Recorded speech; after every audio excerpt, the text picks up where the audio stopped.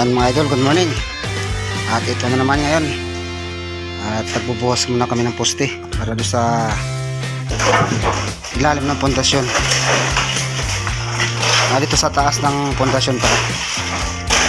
So yan, may mga pundasyon na yan. Tapos na namin nabuhusan kahapon. Kaya ito naman, dinugtungan namin para pagtampakan ng lupa.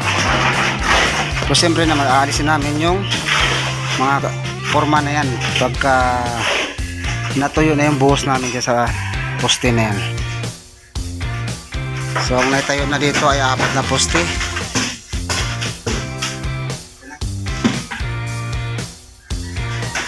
So maglalagay pa kami ng poste doon, 2 pa, so bali 6. Dito pa lang yan sa floor area. At saka nakukomment na pala sa akin tungkol sa papagawa ng bahay dyan sa Bacoor, Cavite. Pwede kami idol pumunta dyan sa inyo. Basta pag nakasundo po tayo sa presyo kasama ng architect ko at saka engineer ko, isasama ko sila dyan sa pagpunta kung kailangan nyo na kami na pupuntahin. Kahit saan mang lugar sa sulok dito sa Maynila, pwede namin kayo puntahan. At dito pa nakasimbol pa kami ng poste.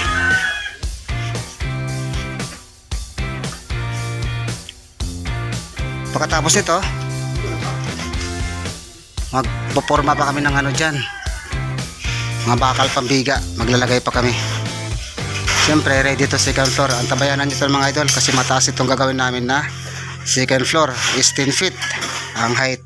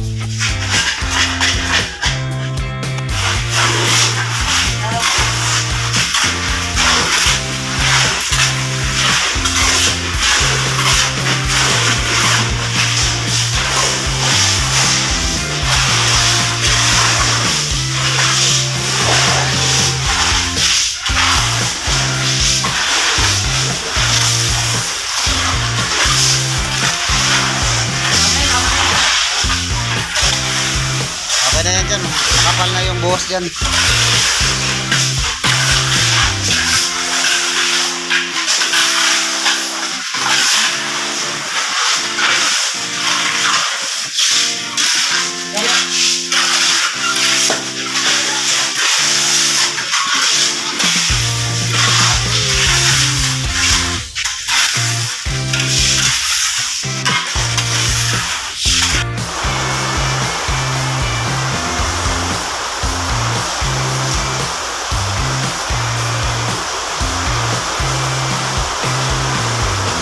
Yan mga idol, magandang hapon. At ito na naman tayo sa ginagawa namin bahay. Ayan, nakikita nyo na itong ginagawa namin, yung mga forma na nabuhusan na yan. Ang kapal na pamorma namin dito, sa pinakabuhos na ay 6 inches. Tapos yung lapad naman ito 12 inches, 6 by 12. So yan, naka-ready na.